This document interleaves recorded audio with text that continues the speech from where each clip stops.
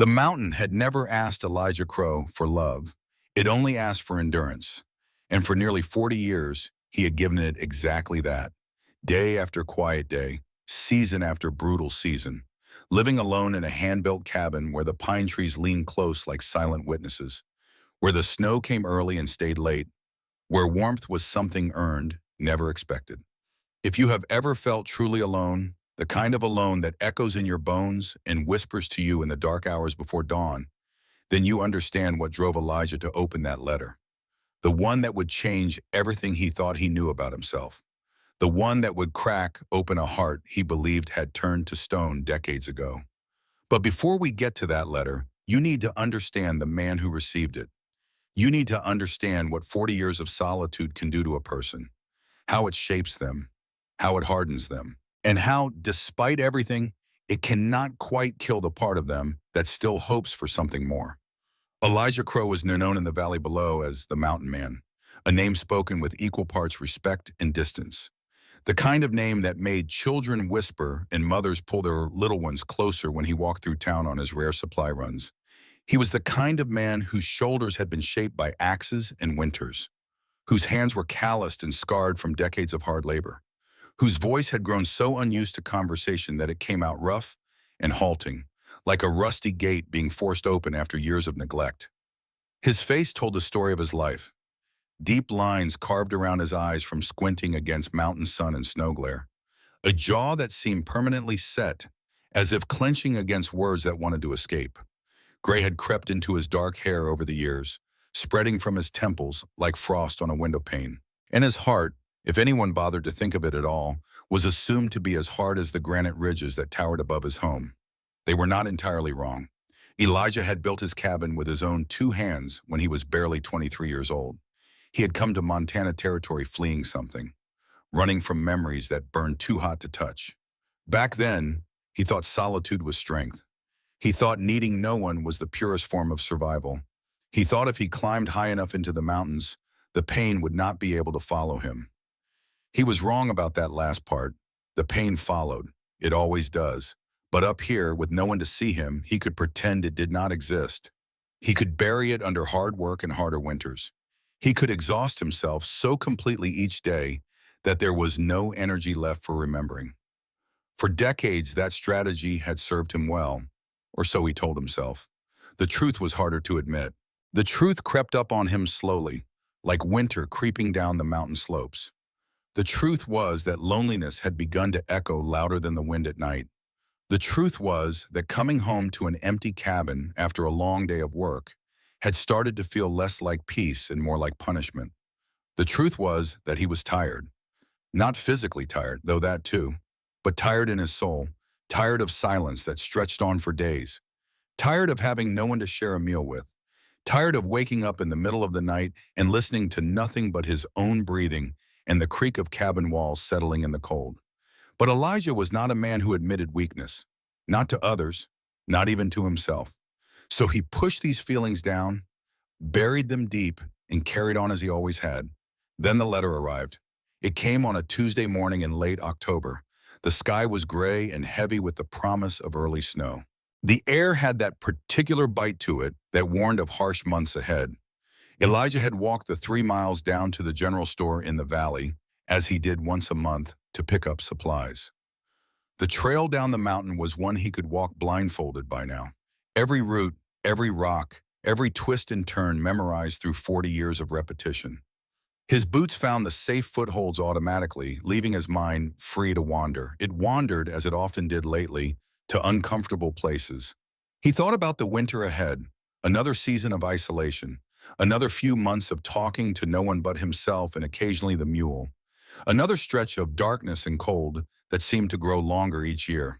He thought about his age. 42 now. Not old by some measures, but not young either. He had noticed lately that his joints ached more in the mornings, that tasks which once seemed effortless now required conscious effort, that he sometimes forgot what day it was because one day blended into the next with nothing to distinguish them. He thought about what would happen if he got sick or injured up here. Who would find him? How long it would take? Whether anyone would even notice he was gone. These were not pleasant thoughts, but they came anyway, unbidden and unwelcome. The general store in the valley was run by a man named Tom Henderson. Old Tom, everyone called him, though he was only a few years older than Elijah. Tom had been running the store for as long as anyone could remember. He knew everyone in the valley and most of their business too. "Morning, Crow," Tom said as Elijah entered. The bell above the door jangled, announcing his presence to the handful of other customers. They glanced up, registered who he was, and quickly looked away. Elijah was used to this reaction. He nodded at Tom and handed over his list without speaking. Salt, flour, coffee, dried beans, ammunition. The basics a man needed to survive another winter alone. While Tom gathered the supplies, Elijah stood near the counter, acutely aware of how out of place he felt. A woman with two young children gave him a wide berth, pulling her kids to the other side of the store. Two old men by the stove stopped their conversation when he walked past, resuming it only when he had moved away. He told himself he did not care. He had stopped caring about what people thought of him decades ago. But somewhere in a part of himself he did not like to acknowledge, it still stung. Tom returned with his supplies and began tallying the cost. Then he paused, remembering something. "Almost forgot," Tom said. "You got mail." Mail. Elijah could not remember the last time he had received mail. He had no family left to write to him, no friends who would bother. He looked at Tom with undisguised confusion. Tom handed over the envelope with a shrug. "Came last week. Been sitting here waiting for you." Elijah took the letter. It was creased from its journey, smelling faintly of ink and dust. His name was written on the front in careful, feminine handwriting. Elijah Crow, care of Henderson General Store, Miller Creek, Montana Territory. He did not recognize the script. He tucked the letter into his pocket without opening it. Something told him he should read it alone, away from curious eyes. He paid for his supplies, loaded them onto his mule, and began the long walk back up the mountain. The letter burned in his pocket the entire way. He did not open it until he was back in his cabin, the door closed against the world, the fire crackling in the hearth.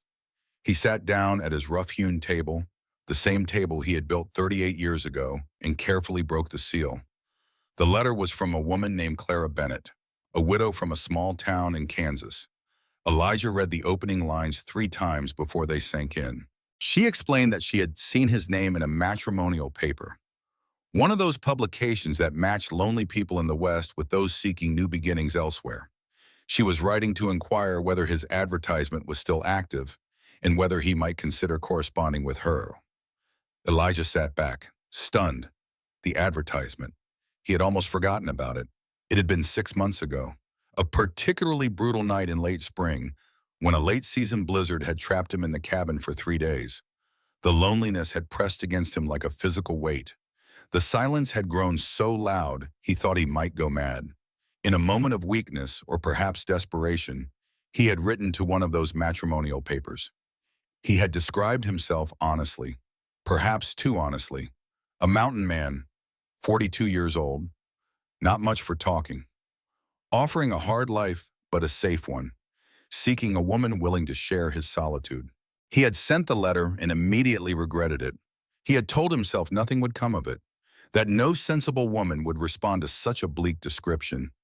He had pushed it from his mind and gone on with his life. But Clara Bennett had responded.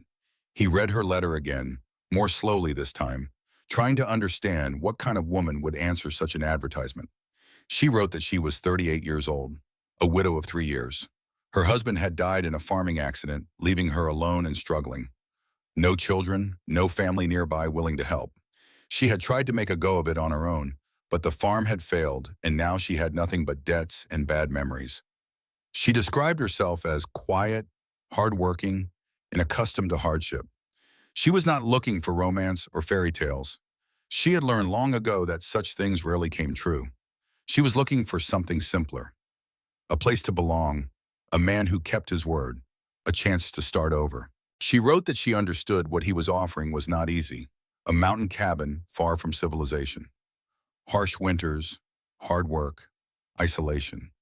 But she had known enough of the world to understand that there were worse things than solitude. There were worse things than silence. She ended the letter with a simple statement. "If you are still looking for a wife, I believe I could be of use to you. If you are not interested, I understand. Please do not feel obligated to respond. Elijah read those final lines several times. I believe I could be of use to you. Not I believe I could love you. Not I believe we could be happy together. Just a practical offer from a practical woman. Something about that appealed to him. Something about her directness, her lack of romantic illusions, felt familiar. Safe. He sat at his table for a long time, the letter in his hands, the fire dying to embers. Outside, the first snowflakes of the season began to fall, drifting past his window like white feathers in the darkness. He thought about another winter alone. He thought about the silence that waited for him. He thought about dying up here someday, with no one to know or care. And then, before he could talk himself out of it, he reached for paper and pen. He wrote back that same night. The correspondence between Elijah Crow and Clara Bennett continued through the winter months, letters traveling back and forth across the miles like messengers carrying precious cargo. Each letter took weeks to arrive. The mountain passes were treacherous in winter, and mail delivery slowed to a crawl, but somehow the waiting made each letter more valuable. Each one was read multiple times, the words memorized, the paper worn soft from handling. Clara wrote about her life in Kansas. She described the small town where she had lived for the past 15 years. The house that had once been hers, now sold to pay her husband's debts. The neighbors who had been friends once, but who looked away when she passed them on the street now. She wrote about her marriage with a frankness that surprised Elijah. It had not been a bad marriage, she explained. Harold had been a decent man, honest and hardworking, but theirs had been a union built on practicality rather than passion. They had respected each other, cared for each other, but the great love that poets wrote about had never been part of their story. When he died, Clara wrote, I mourned him as a partner mourns a partner, as a friend mourns a friend, but I cannot claim I mourned him as a lover. We were never that to each other. Her honesty touched something in Elijah. He had expected her letters to be full of feminine delicacy, dancing around difficult truths. Instead, she wrote as plainly as she spoke, hiding nothing, apologizing for nothing. In return, he found himself writing more openly than he had intended. He told her about his cabin, about the 40 years he had spent building a life in the mountains. He described the harsh winters and the brief, beautiful summers, the way the sunrise looked from the ridge above his home, the silence that could be either peaceful or crushing, depending on the day.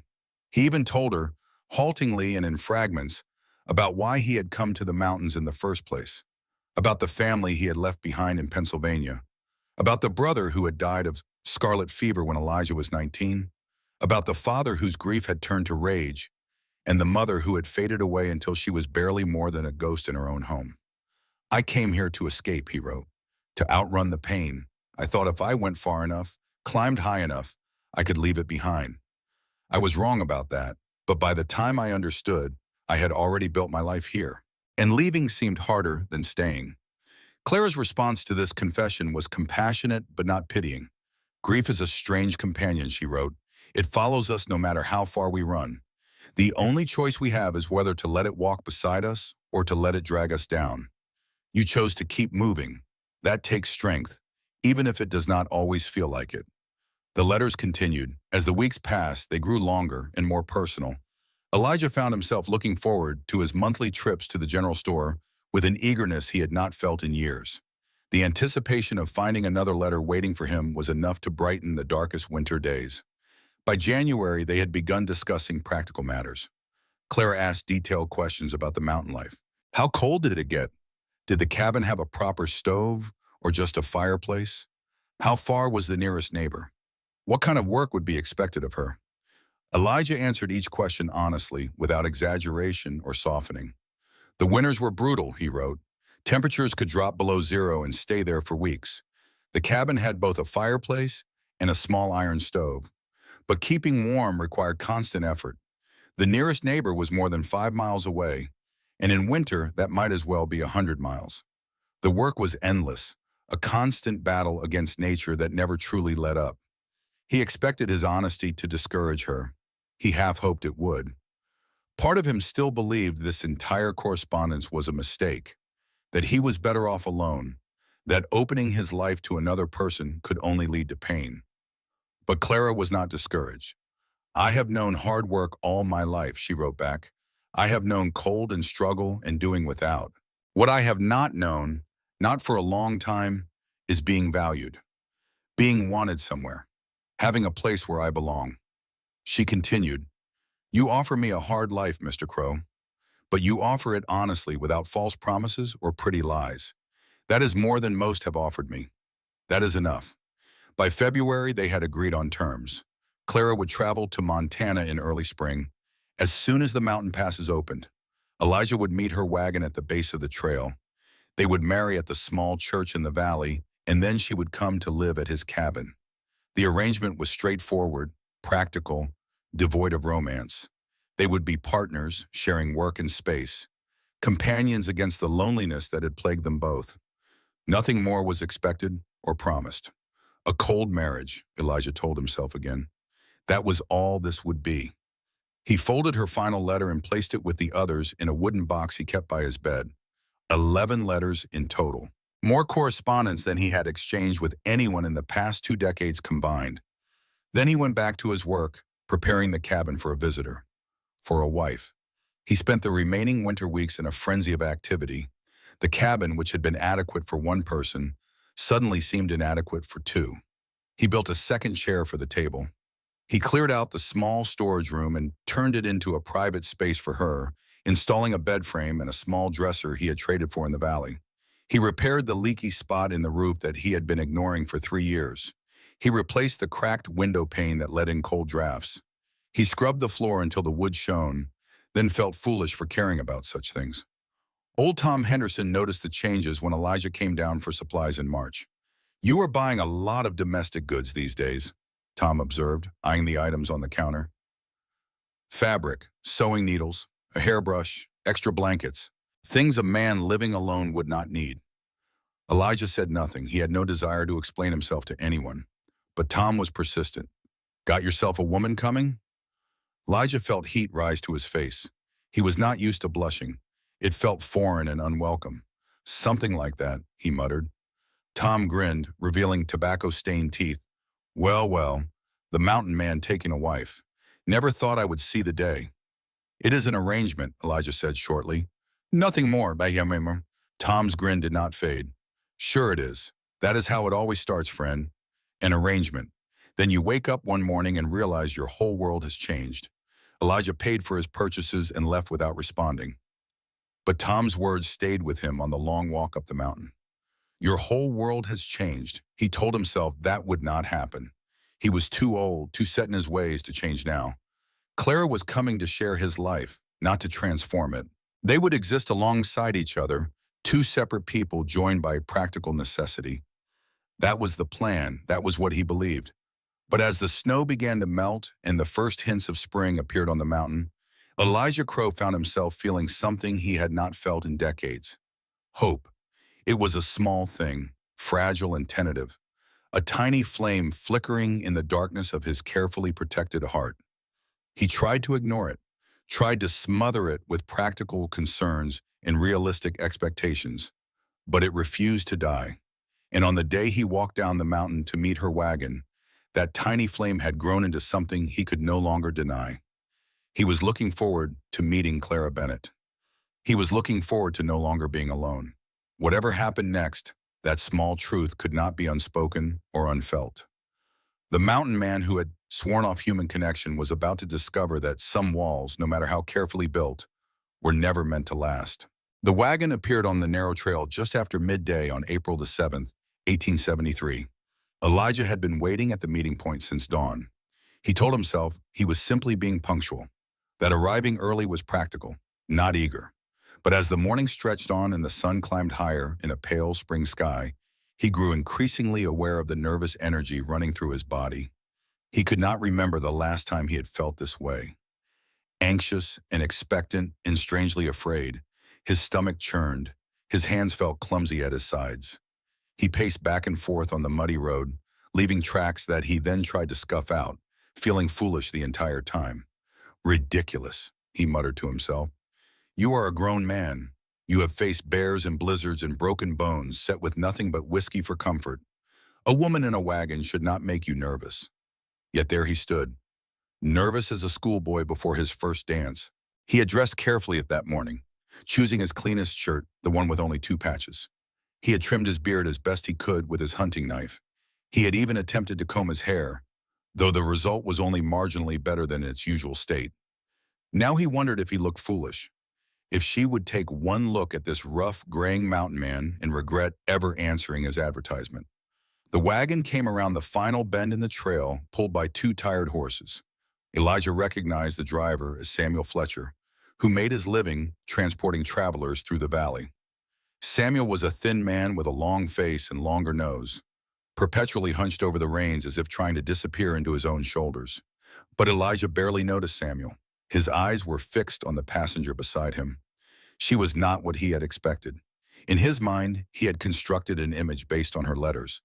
A sturdy woman, practical and plain. Someone shaped by hardship into sharp edges and worn surfaces, like a rock smoothed by decades of river water. The woman climbing down from the wagon was different. She was slight, smaller than he had imagined, but there was a steadiness to her movements that spoke of hidden strength. Her dress was worn but clean, faded blue cotton that had been mended carefully at the hem and sleeves. Someone had taken pride in maintaining it, even when new clothes were beyond reach. Her dark hair was pinned neatly, despite what must have been days of travel. A few strands had escaped to frame her face, softening features that might otherwise have seemed too angular. Her skin was pale, suggesting a life lived largely indoors, but there was color in her cheeks from the spring air. And her eyes, when she lifted them to meet his, Elijah felt something shift in his chest, something he could not name and did not want to examine too closely. Her eyes were the color of strong tea, brown with hints of gold when the light caught them.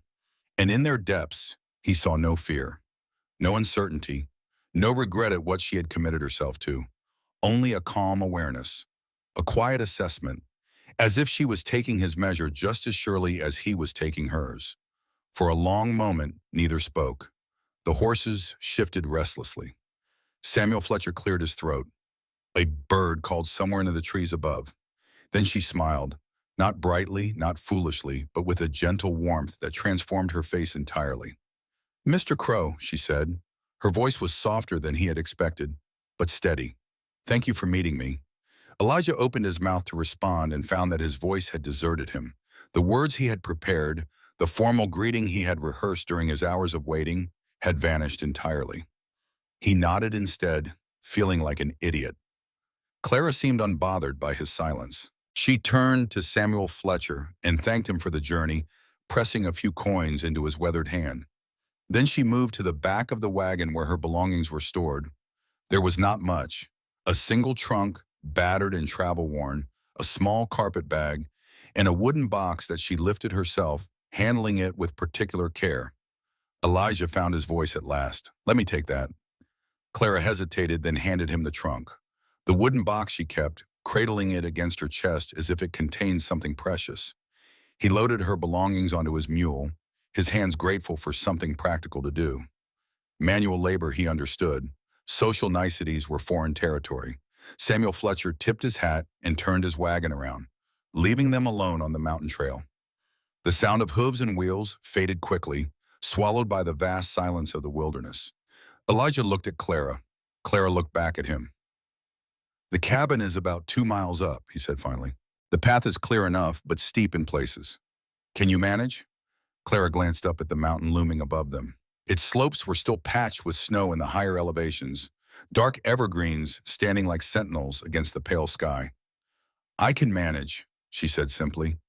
They began the ascent. For the first mile, neither spoke. Elijah led the mule while Clara walked beside him, her carpet bag in one hand and the wooden box tucked under her other arm. He offered twice to carry the box for her, but she declined politely each time. The silence should have been awkward. It was the kind of silence that typically made Elijah want to flee, to retreat into a solitude where expectations did not exist. But strangely, it was not uncomfortable. Clara did not seem to need conversation. She walked with her eyes on the trail, occasionally looking up to study the trees or watch a bird dart overhead. Her pace was steady, unhurried, the pace of someone who understood that mountains could not be rushed. Halfway up, the trail passed through a grove of ancient pines. The trees here were massive, their trunks wider than a man could reach around, their branches creating a canopy that filtered the sunlight into green-gold patterns on the forest floor. Clara stopped walking. "These trees," she said quietly, "they are remarkable." Elijah paused, looking at the pines with new eyes. He had passed through this grove thousands of times over the decades. It had become so familiar that he had stopped seeing it. "Some of them are over 200 years old," he said. "They were here before any white man set foot in these mountains." Clara reached out and placed her palm against the nearest trunk. The bark was rough and furrowed, scarred by lightning strikes and harsh winters. "Imagine what they have witnessed," she murmured. "Wars, the rise and fall of nations, generations of people living and dying. And still they stand, still they grow." She looked at Elijah. There is comfort in that kind of permanence, in knowing that some things endure no matter what storms they face. Elijah did not know what to say. Her observation struck him as profound in a way he had not expected. He had spent 40 years living among these trees without ever considering what they might represent beyond wood for building and shelter from wind. She continued walking before he could formulate a response, but her words stayed with him for the rest of the climb. The cabin came into view as they crested the final ridge. Elijah watched Clara's face carefully as she took it in. His home sat in a small clearing, backed by steep mountain slopes and fronted by a meadow that would be thick with wildflowers in a few weeks. The cabin itself was built of rough-hewn logs, chinked with mud and moss, topped with a stone chimney from which a thin trail of smoke rose into the pale sky. It was not much. He knew that. Compared to even a modest house in town, it was barely more than a shelter. The windows were small to conserve heat. The porch he had added 3 summers ago was functional rather than decorative. Everything about the place spoke of practicality over beauty. He braced himself for disappointment to cross her features, for the reality of what she had agreed to finally sink in. Instead, Clara stood very still, studying the cabin with an expression he could not read. "You built this yourself," she said at last. It was not a question. "I did," Elijah confirmed. 40 years ago come summer." She walked closer, running her hand along the doorframe. Her fingers traced the notches where the logs fit together, the tight joints that kept out wind and weather. "My father was a carpenter," she said quietly. "He built houses and barns all over Jefferson County. He taught me to recognize good work, even if he never taught me to do it myself." She turned to face Elijah. "These joints are tight," she continued. "The angles are true. This cabin was built to last, Mr. Crow, by someone who cared about doing things right." Something loosened in Elijah's chest, a tension he had not known he was carrying. He had not realized how much he wanted her approval until this moment, how much he feared she would find his home inadequate. "Please," he heard himself say, "call me Elijah." Clara smiled that warm, gentle smile again. "Then you must call me Clara." He nodded, not trusting his voice. They stood there for a moment, on the threshold of the cabin that would become her home. The mountain wind rustled through the pines. Somewhere in the distance, an eagle called. Then Elijah opened the door and stepped aside to let her enter. "Welcome home, Clara," he said. And as she crossed the threshold, Elijah felt something he had not felt in 40 years. The first faint stirring of hope that he might not have to spend the rest of his life alone. The first days of their marriage were careful ones, 2 strangers learning to inhabit the same space without collision. 2 people accustomed to solitude trying to make room for another presence in lives that had long been shaped by isolation.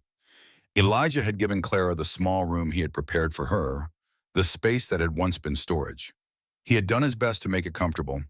A narrow bed with a feather mattress he had traded for in the valley, a small dresser with a mirror propped on top, hooks on the wall for hanging clothes, a window that looked out toward the eastern peaks where the sun rose each morning in shades of pink and gold. It was not much, but Clara seemed pleased with it, arranging her few possessions carefully and declaring the space more than adequate. Elijah, meanwhile, moved his own sleeping arrangements to the main room. He constructed a simple cot near the fireplace, telling himself he preferred the warmth anyway. They established routines. Mornings began early, before the sun cleared the eastern peaks. Clara rose first, stoking the fire and starting coffee before Elijah emerged from sleep. He was not used to waking to the smell of brewing coffee, to the sounds of another person moving quietly through his home. For the first several days, the unfamiliarity of it jolted him awake.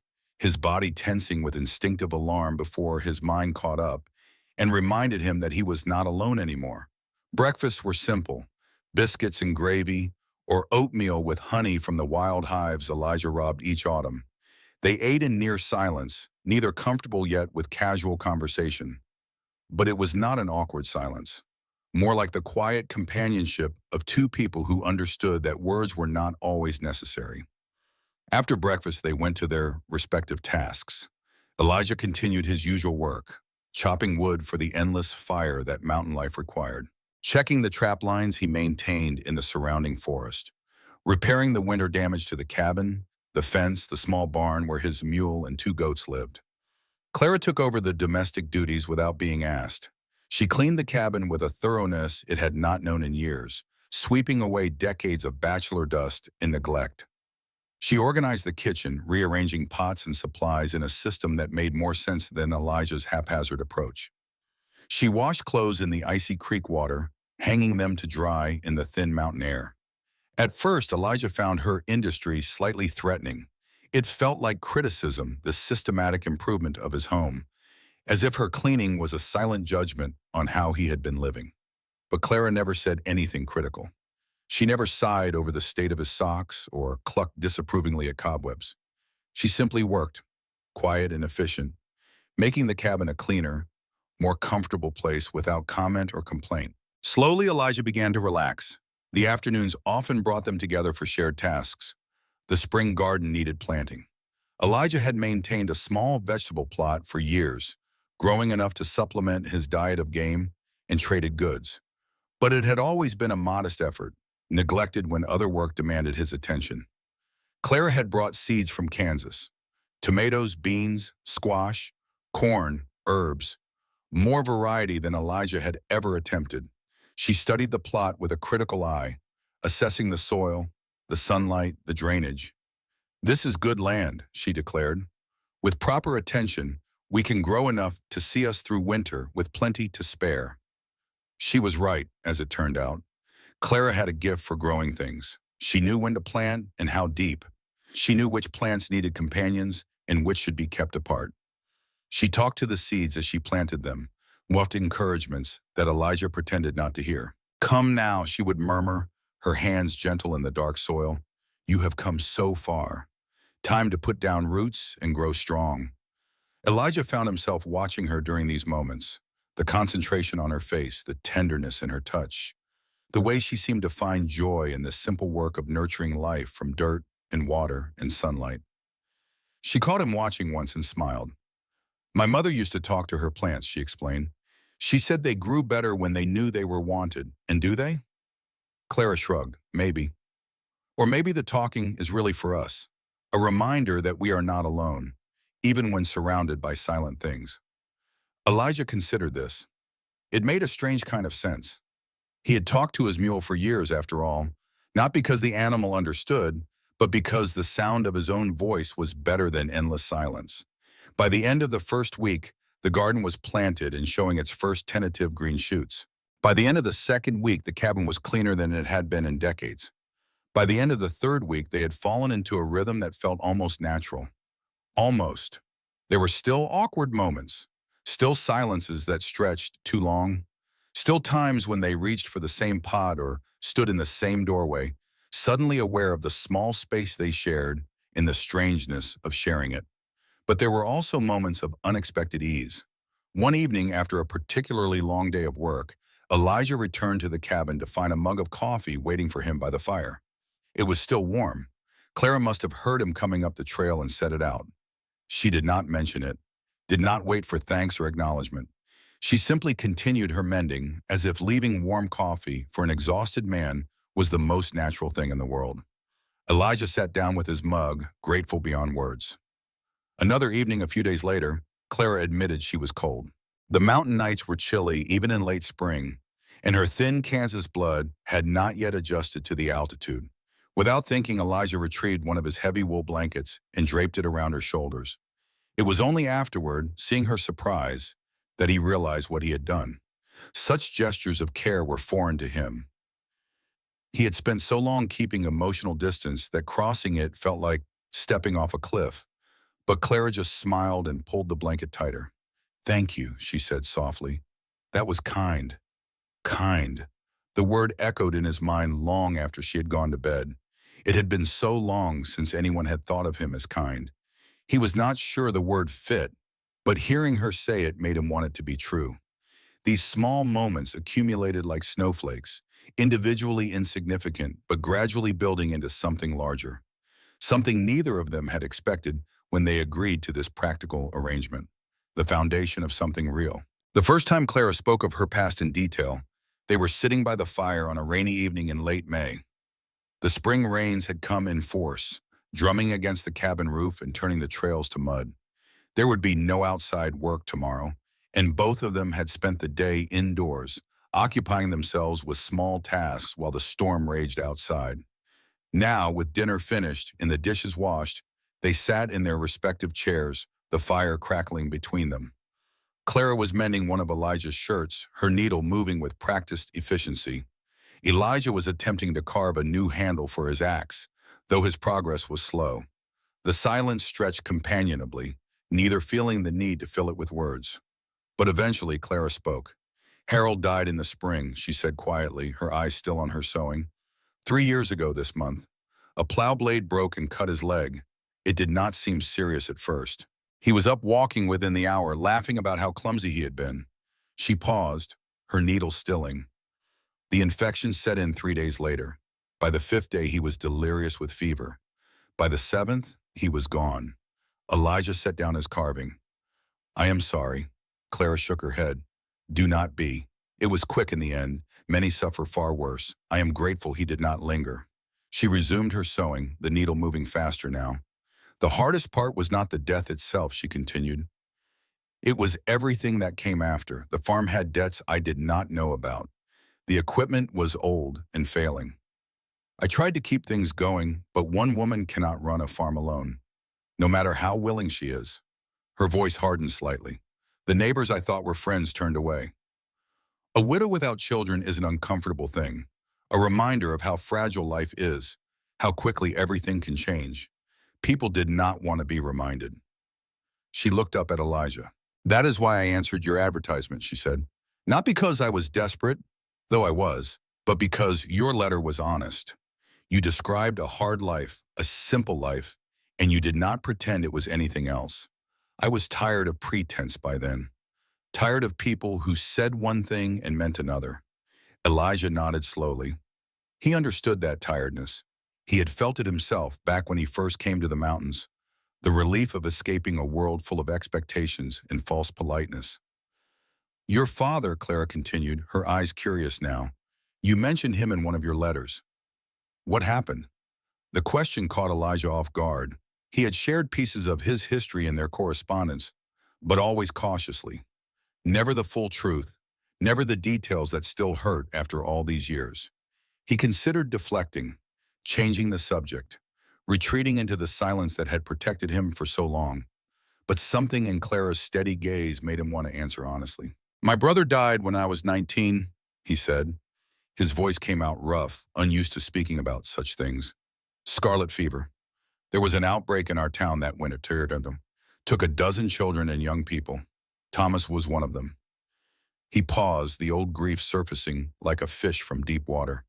"He was the favorite," Elijah continued. "Not that my parents would have admitted it, but Thomas was the one they pinned their hopes on. Smarter than me, more charming, better suited to taking over the family business. When he died, something broke in both of them." Clara listened without interrupting. Her sewing lay forgotten in her lap. "My father's grief turned to anger," Elijah said. "He needed someone to blame, and I was there. Nothing I did was right. Nothing I said was good enough. He never hit me, not with his fists, but there are other ways to wound a person." His hands had clenched around the axe handle without his noticing. "My mother just faded away. Stopped talking. Stopped eating. Stopped caring about anything at all. Within 2 years, she was gone too. Not from sickness, not exactly. She just gave up on living. And your father?" Elijah shrugged. "He remarried 6 months after my mother's funeral. A young widow from the next county. He made it clear there was no place for me in his new life." He looked at Clara directly. "I was 23 when I left. Walked away with nothing but the clothes on my back and the few dollars I had saved. Came west because it seemed far enough away. Found this mountain because it was empty and knowing no one wanted it. He spread his hands, encompassing the cabin around them. I built all this because I had to, because starving and freezing were the only alternatives, but also because I wanted to prove something, that I could survive without anyone, that I did not need family or friends or community, that being alone was enough. Clara was quiet for a long moment. When she spoke, her voice was gentle. Was it? She asked. Enough? Elijah thought about the question. Really thought about it. For perhaps the first time in decades. No, he admitted finally. But I did not know how to want anything else or us. Clara reached out and placed her hand over his. Neither did I, she said, until now. They sat like that for a while, hands touching, the fire crackling softly between them. Outside, the rain continued to fall, but inside the cabin, something had changed. A wall, thin as paper, had been removed, and through the gap, they could see each other clearly for the first time. Two broken people who had survived their breaking. Two lonely souls who had learned to live without hope. Two hearts that had been closed for so long they had forgotten they could open. The path forward was not clear.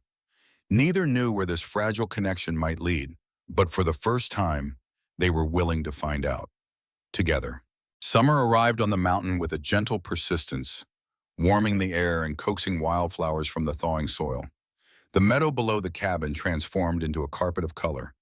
Purple lupines, yellow arnica, white columbines, and a dozen other varieties Elijah had never learned the names of. Clara spent hours there, gathering flowers for the cabin, pressing specimens between the pages of an old Bible she had brought from Kansas. Elijah watched these small rituals with growing fascination. He had lived on this mountain for 4 decades, but he had never truly seen it before. Not the way Clara saw it. To him, the wildflowers had always been just weeds, obstacles to clear when they encroached on his garden.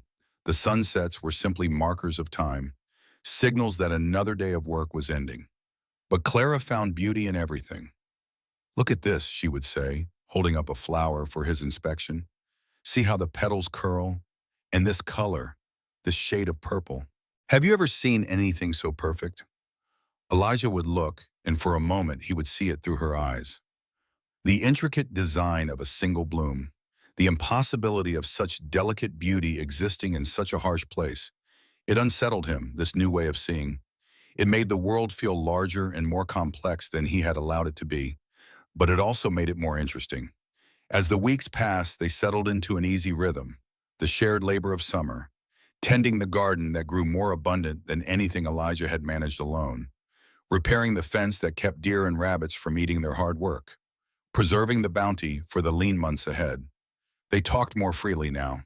The careful distance of those first weeks had given way to something closer, more comfortable. Clara told stories of her childhood in Kansas, of parents who had worked hard and loved each other quietly, of a childhood that had been poor but not unhappy.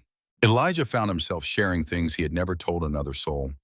Memories of Thomas, his lost brother, the songs his mother used to sing while she cooked, the way the Pennsylvania countryside looked in autumn, all red and gold and heartbreakingly beautiful. These conversations usually happened in the evenings after the day's work was done. They would sit on the porch Elijah had built, watching the sun set behind the western peaks, and words would flow more easily than they ever had in daylight.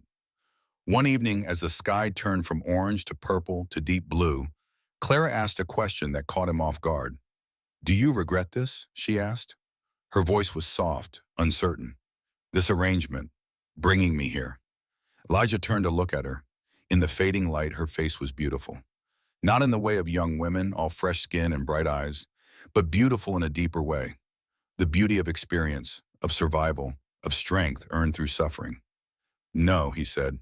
He was surprised by how certain the words sounded. "No, I do not regret it." Clara's shoulders relaxed slightly. She had been holding tension there without him noticing. "I worried," she admitted, "in the beginning, that you would find me disappointing, that reality would not match whatever you imagined when you read my letters. And," she smiled, "and you are nothing like what I imagined. But somehow, that is better." Elijah felt warmth spread through his chest. an unfamiliar sensation that he was slowly learning to recognize. Happiness. Simple, unexpected happiness. You are not what I expected either, he said. I thought. I do not know what I thought. Someone who would tolerate this life, I suppose. Someone who would endure it without complaint. Clara raised an eyebrow. And instead? Instead you seem to, he struggled to find the right words. You seem to actually like it here. The cabin, the mountain, the work. I do, Clara confirmed, more than I expected to. There is peace here that I have not known anywhere else. And she hesitated. And, Elijah prompted. And there is you, she said quietly. You are a good man, Elijah Crow, better than you believe yourself to be. I have known enough of the other kind to recognize the difference. The words struck him like a physical force. Good man. No one had called him that in as long as he could remember. He was not sure it was true. He had made too many mistakes, carried too much anger, wasted too many years in self-imposed exile. But hearing her say it made him want it to be true. Clara, he began, but she held up a hand. You do not have to say anything, she said. I did not tell you expecting anything in return. I just wanted you to know. She stood up, brushing off her skirt. I am going to bed, she said. Good night, Elijah. Good night, he replied. She disappeared into the cabin, leaving him alone on the porch. Elijah sat for a long time after she left, watching stars appear one by one in the darkening sky. His mind was full of thoughts he did not know how to sort, feelings he did not know how to name. But one thing was clear. Something had changed between them. Slowly, quietly, without either of them intending it. They were no longer just partners in a practical arrangement. They were becoming something more. There was a place on the mountain that Elijah had never shown anyone, a rocky ridge above the tree line where the world opened up and you could see for 50 miles in every direction, where the sky felt close enough to touch and the wind carried the smell of snow even in midsummer. He had discovered it during his first year on the mountain when he was still learning the landscape that would become his home. It had become his refuge in the decades since. The place he went when the solitude grew too heavy, when he needed to remind himself why he had chosen this life. He had never imagined sharing it with another person, but on a golden evening in late July, he found himself asking Clara if she wanted to see it. She agreed without hesitation. The climb was steep, too steep for casual walking. Clara struggled in places, her breath coming in short gasps as the altitude made itself felt. But she did not complain, did not ask to turn back. She simply kept putting one foot in front of the other, determined to reach the top. Elijah shortened his stride to match hers, offered a hand over the difficult sections, waited patiently when she needed to rest. When they finally crested the ridge, the sun was just beginning its descent toward the western horizon. The sky was ablaze with color, gold and orange and pink, painting the scattered clouds in shades of fire. Clara stood in awed silence for a long moment. I understand now, she said finally. Why you stayed. She turned in a slow circle, taking in the panorama that surrounded them. Snow-capped peaks in every direction, valleys carpeted with dark evergreen forests, a river glinting silver in the far distance, winding through the landscape like a living thing. This is the most beautiful place I have ever seen, she said. Elijah nodded. It is why I came here, why I built my cabin. The first time I stood on this ridge, I knew I would never leave. Clara looked at him. You have never shown this to anyone else. It was not a question. She somehow knew. No, Elijah confirmed. Never. Why show me? He thought about the question. The honest answer was complicated, a tangle of feelings he was only beginning to understand. Because I wanted you to know, he said slowly. This place, this life, why it matters to me. I wanted you to understand what you have joined yourself to. Clara studied his face with those perceptive eyes. Is that the only reason? Elijah held her gaze. No, he admitted, but it is the reason I can put into words. They sat down together on a flat rock, shoulders almost touching, watching as the sun sank lower and the colors intensified. Neither spoke for a long while. The silence between them was comfortable now, filled with everything they had shared over the past months. When Clara finally spoke, her voice was thoughtful. I have been thinking, she said, about what we have here, this arrangement we made. Elijah's chest tightened. Was she unhappy? Was she about to tell him she wanted to leave? It was supposed to be practical, Clara continued. A partnership of convenience, companionship without attachment. Yes, Elijah agreed cautiously. Clara turned to look at him directly. I do not think I can do that anymore, she said. Keep my heart separate. Treat this as just an arrangement. She reached for his hand. I have come to care for you, Elijah. More than I expected, more than I thought I could, after everything that came before. Her fingers intertwined with his. I do not know if you feel the same, she continued. And if you do not, I understand. I will stay anyway, honor our agreement. But I needed you to know the truth. Elijah looked at their joined hands. His were rough and scarred, hers smaller but equally work-worn. They fit together in a way that felt right, natural. He thought about the past 4 months, the way he had come to listen for her footsteps, the way he felt lighter when she laughed, warmer when she smiled, the way his cabin had transformed from shelter into home since her arrival. He thought about this moment, sharing his most sacred place with her, the fact that it felt right, not intrusive, that her presence enhanced the beauty rather than diminishing it. I am not good with words, he said finally. Never have been, but he took a breath. You have changed things, he continued. Me. This life. I do not know what to call it, but whatever it is, I feel it too. Clara's smile was like the sunrise breaking over the eastern peaks. That is enough, she said. Words can come later. For now, that is enough. They stayed on the ridge until the stars came out, hands still clasped, sitting in comfortable silence as the mountain night wrapped around them. When they finally made their way backwards to the cabin, something had shifted between them. The careful distance they had maintained was gone. In its place was something fragile and new, something that felt like the beginning of love. The storm came without warning in late August. One moment the sky was clear and blue. The next, black clouds rolled over the peaks with terrifying speed. The air turned electric, heavy with the promise of violence. Elijah was checking trap lines when he first noticed the change.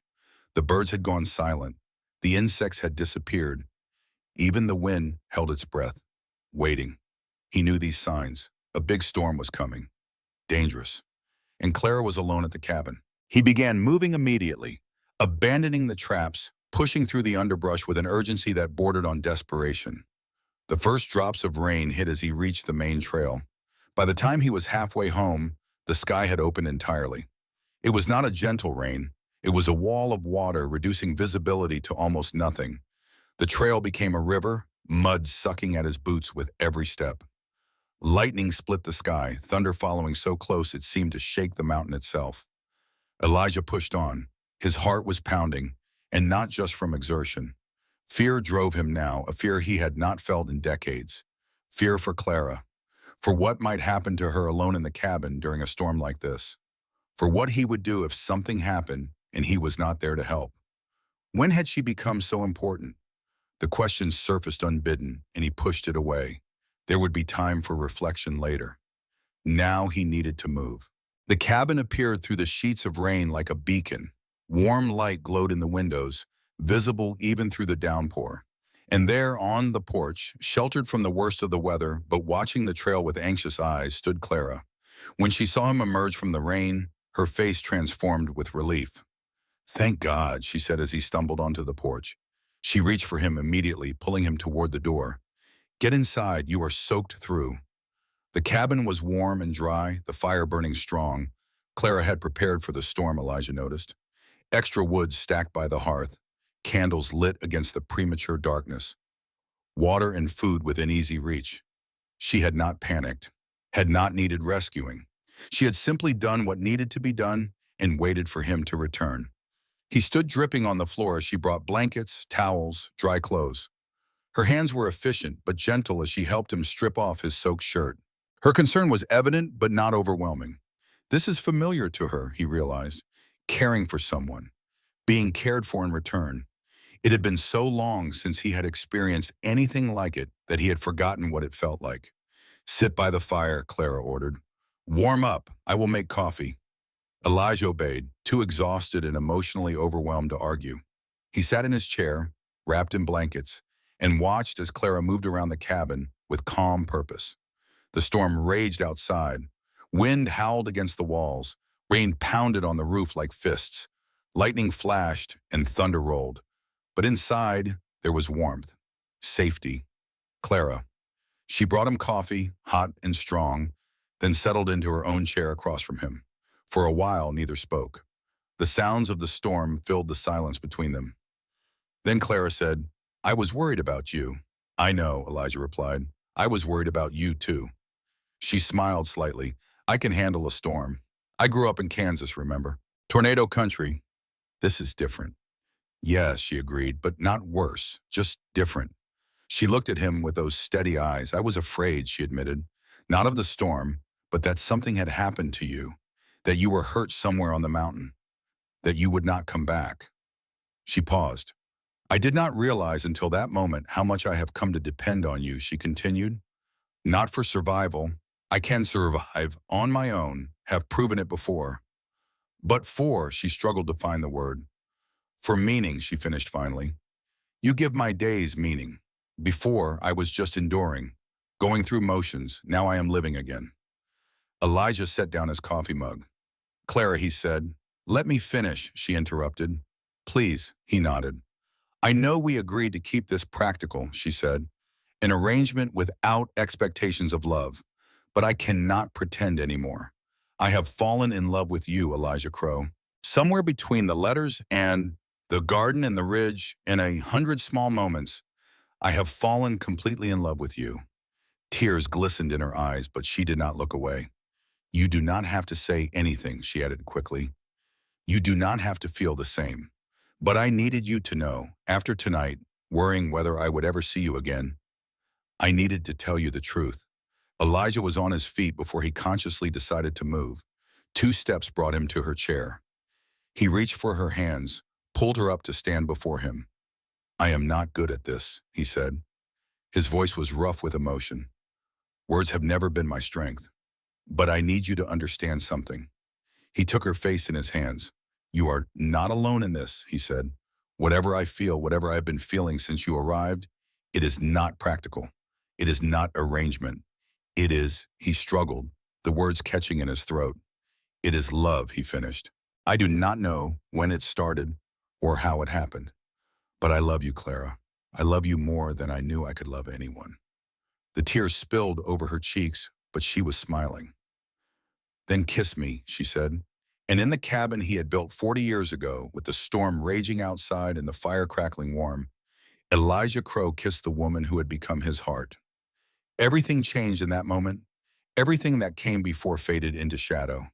Everything that would come after was bathed in light. They were no longer 2 lonely people sharing a practical arrangement. They were husband and wife, and they were finally, completely, irrevocably in love. The men from the valley arrived on a September morning, when the aspen trees were just beginning to turn gold. There were 3 of them. City men, judging by their clothes and soft hands. They rode horses too fine for mountain trails and carried themselves with the arrogance of those who believed money could buy anything. Elijah saw them coming from the ridge where he was checking his trap lines. Something about their approach made him uneasy. Visitors to the cabin were rare. Visitors who rode expensive horses and wore tailored coats were unheard of. He hurried back, arriving at the cabin just as the men dismounted. Clara was already on the porch, watching them with wary eyes. She had heard them coming, had emerged to see what they wanted. Smart woman, Elijah thought. Brave woman. The leader of the group was a man who introduced himself as Marcus Harrison. He had slicked back hair and a smile that never reached his eyes. The kind of man Elijah had learned to distrust on sight. "Mr. Crow," Harrison said. His voice was smooth, practiced. "We have business to discuss." "What business?" Harrison reached into his coat and produced a sheaf of papers, official-looking documents covered with stamps and signatures. "Progress is coming to these mountains," Harrison explained. His tone suggested he expected applause. "Railroads, mining operations, industry. The land you have been occupying has become valuable." Elijah's jaw tightened. "Occupying? Squatting, if you prefer." Harrison's smile widened. "According to territorial records, this land was never properly claimed. No deed, no survey, no legal right of ownership." The words hit Elijah like a punch to the gut. He had been here for 40 years, had built his home with his own hands, had lived and worked and bled on this mountain. The idea that someone could waltz in and claim it did not belong to him seemed impossible. But looking at Harrison's confident expression, Elijah realized the man believed exactly that. This land belongs to the territorial government, Harrison continued, and the government has agreed to sell it to the railroad consortium I represent, including your cabin and all improvements thereon. He pulled another document from his coat. Of course, we are reasonable men. We are prepared to offer you a modest sum for your improvements, enough to relocate somewhere more. He paused, his smile turning cruel. Appropriate. Elijah felt rage building in his chest. 40 years. 40 years of survival, of struggle, of making something from nothing. And these strangers thought they could take it with pieces of paper? Get off my land, he growled. Harrison's smile faded. Be reasonable, Mr. Crow. Fighting this will only make things worse. We have lawyers, political connections, the full weight of progress on our side. He stepped closer. You are one old man on a mountain. What do you think you can do? Elijah's hands clenched into fists. In that moment, he wanted nothing more than to show Harrison exactly what an old mountain man could do. Violence simmered beneath his skin, ready to explode. But Clara stepped forward, placing herself between the two men. We will review your documents, she said calmly. Her voice carried an authority that seemed to surprise Harrison. And consult with an attorney. Until then, I suggest you leave. Harrison looked at her dismissively. And who are you? His wife, Clara said, and the daughter of a man who dealt with land swindlers before I was born. Your papers may look official, Mr. Harrison, but I have learned that appearances can deceive. We will have them examined properly. Something flickered in Harrison's eyes. Uncertainty, quickly masked. You have 2 weeks, he said finally. After that, the territorial marshal will enforce our claim. I suggest you use that time to pack. He mounted his horse, his two silent companions following suit. They rode away without looking back, leaving dust settling in their wake. Elijah stared after them, fists still clenched. I will kill them, he said quietly, before I let them take our home. Clara turned to face him. Her expression was fierce but controlled. No, she said, you will not. Because if you do, you will hang and I will lose you. And I did not come all this way to become a widow twice. She took his hands in hers, forcing him to meet her eyes. We will fight this, she continued. But we will fight it smart. Together. Do you understand? Elijah's rage slowly ebbed as he looked at her. She was right, of course. Violence would only play into Harrison's hands. Give them an excuse to have him arrested or killed outright.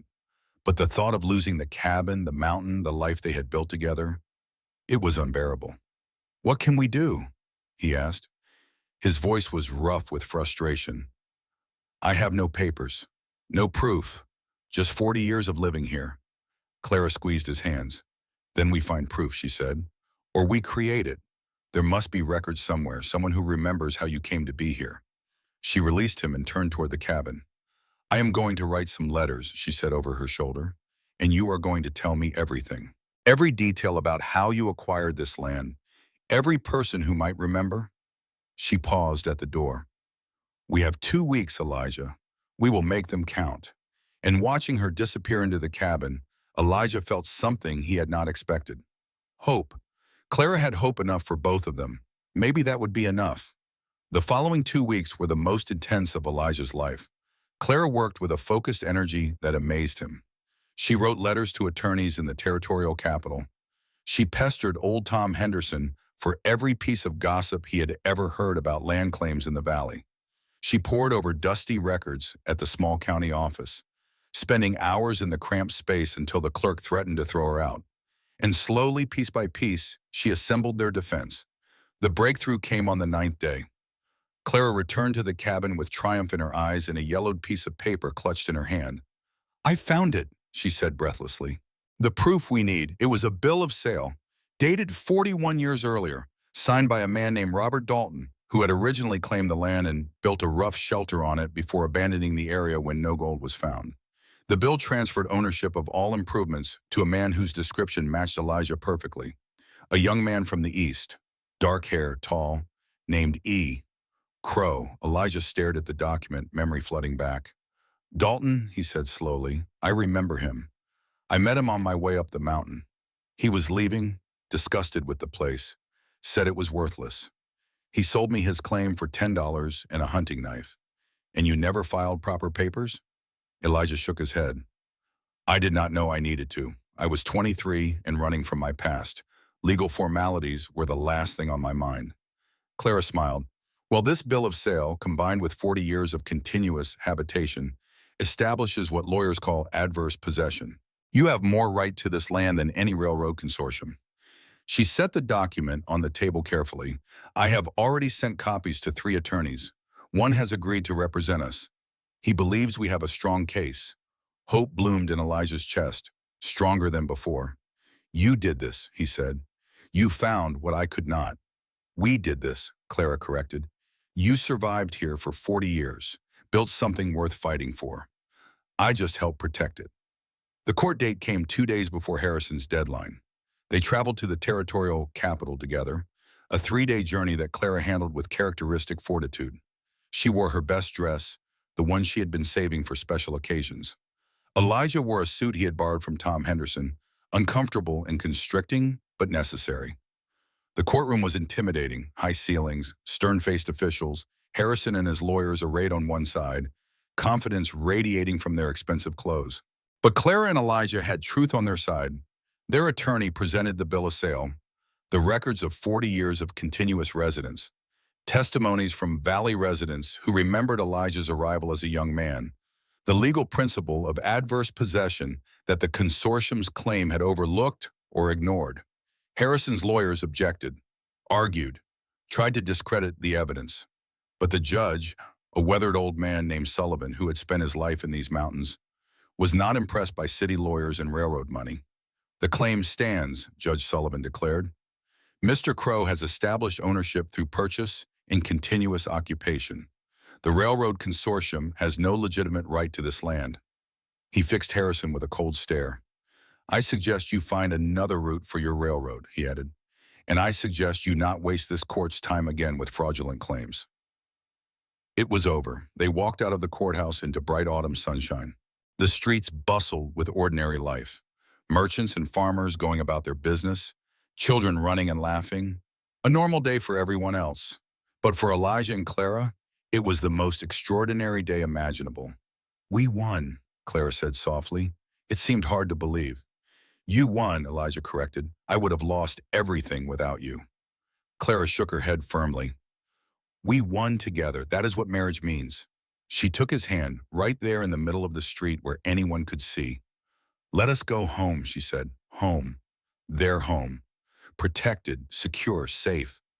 The word had never sounded so beautiful. Winter came early that year.